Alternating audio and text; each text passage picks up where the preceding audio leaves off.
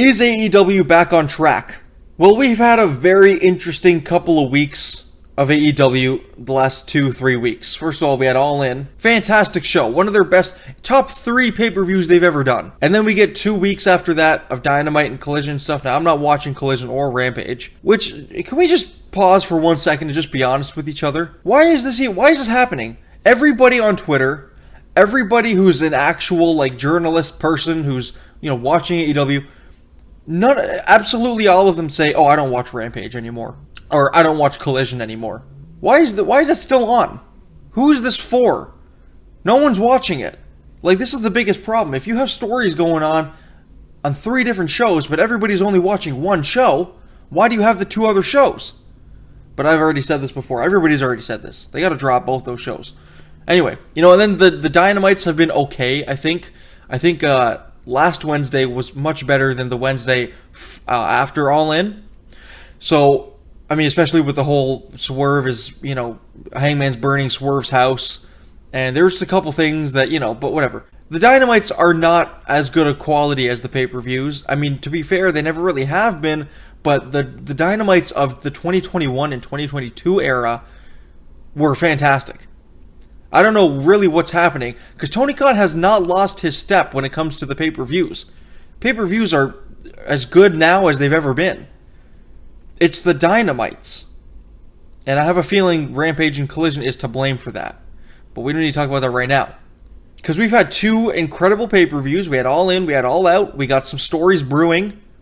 Some awesome developments happening. Hangman Page, at the end of the All Out show, he's holding something. It's like Swerve's jacket or his own jacket or something. It could have been a chair. I don't know. But he goes and he kind of looks. And he's walking up the ramp and he kind of looks at Swerve.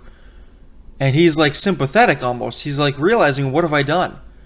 And this is just in his character, his nature, to want to go up and see if Swerve is okay. And then he kind of does. And the crowd is like, no, please don't go back. Because the crowd thinks he's going back for more.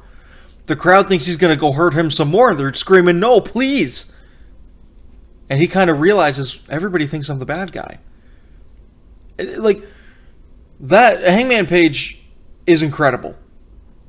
Nobody can tell stories like Hangman Page can with his face. With his face and with his eyes.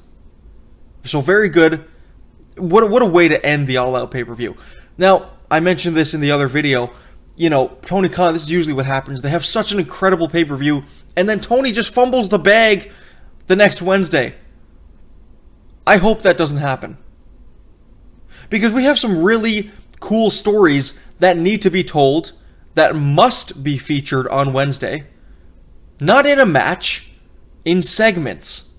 Not in a random match with a CMLL guy, but in an actual 15-minute segment that we need all these characters in. If Tony Khan can bring the rest of 2024, if he can program the rest of AEW in 2024 to focus around these 6 individuals as their main characters, then we might be back. This might be the start of the comeback. If there was ever a start to the comeback. You gotta focus the company on Hangman, Swerve, Mox, Danielson, Mariah May, perhaps, MJF. I'd say those 6. And you got to put more focus on Jamie Hayter. If the shows for the rest of 2024 can revolve heavily around those 7 people, we need answers next week as to what happened between Moxley and Danielson. We need these answers. Where's the BCC at this point? What's happening with the trios titles? What's next for Danielson? Who's going to be his next competitor? We don't need to find that out all right now. But we got to be planting these seeds. I don't want to see Moxley in a minute and a half backstage. Oh, here's what Moxley said after All Out. And that's all we hear from it.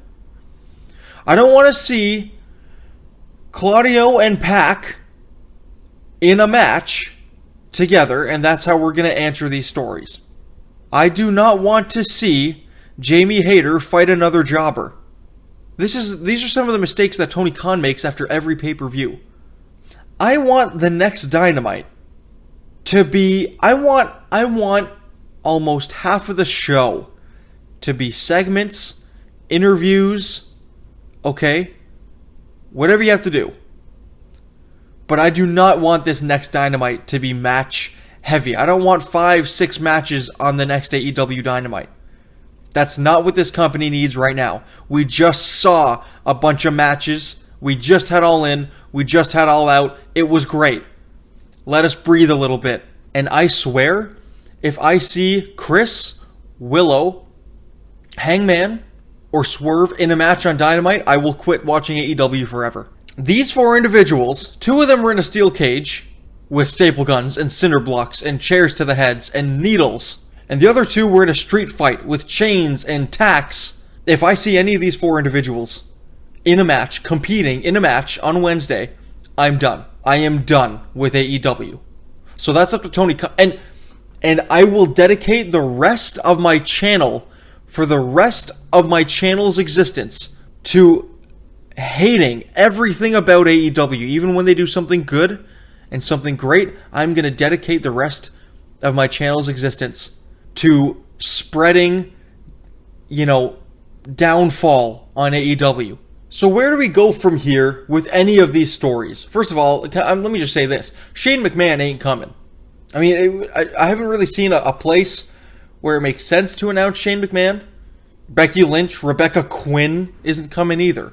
I wish Shane McMahon would come. That might save AEW. But I don't think he's going to. But where do we go from here with these things? I mean, so Hangman, Hangman is now kind of realizing how far gone he is.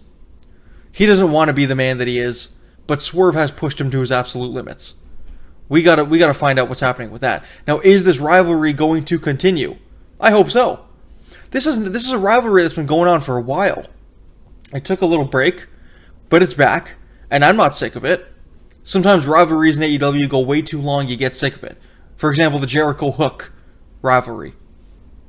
That went on way longer than it should have. And there's been some other ones. And in WWE it happens too. It just happens. This is not one of them that I'm feeling yet. I didn't feel like that steel cage match was unnecessary.